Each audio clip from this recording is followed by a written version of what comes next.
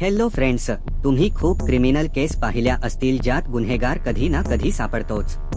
पण आज तुम्ही पाहणार आहात अशी केस जी अजून सुद्धा सर्वांसाठी कोडे आहे. ही केस अमेरिकेच्या इतिहासातील सर्वात गूढ आणि सुटलेल्या गुन्हेगारी रहस्यांपैकी एक आहे. आपण आज पाहणार आहोत झोडियाक किलर केस बद्दल. व्हिडिओच्या शेवटी तुम्हाला केस बद्दलचे ओरिजिनल फोटोज पाहायला मिळतील. सो हा व्हिडिओ शेवटपर्यंत नक्की बघा.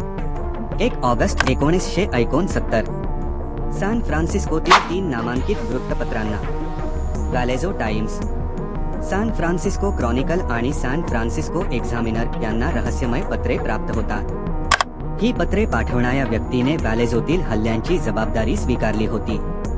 त्याने पोलिसांना आव्हान दिले आणि एका गुप्त संदेशाचा समावेश केला. त्यात एक कोडे होते. ते कोडे उलगडल्यास त्या खुनीबद्दल माहिती मिळेल.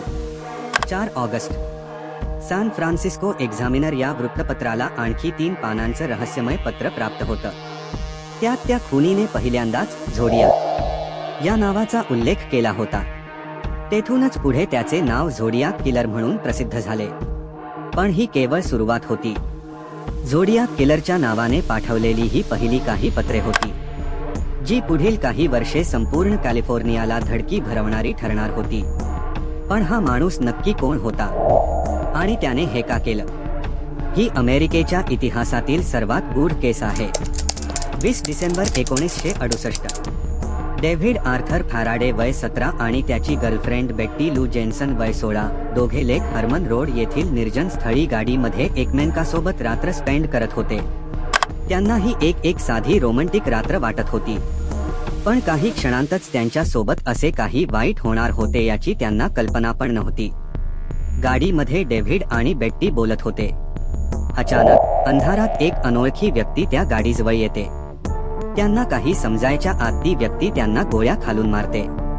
आणि याच क्षणापासून सुरू झाली एक अशी रहस्यमय कहाणी, जी आजही अनुत्तरित आहे. पुढील काही महिन्यांतच याच प्रकारे अजून काही हत्याकांड घडली आणि या खुनीने स्वतःला झोडियाक म्हणायला सुरुवात केली.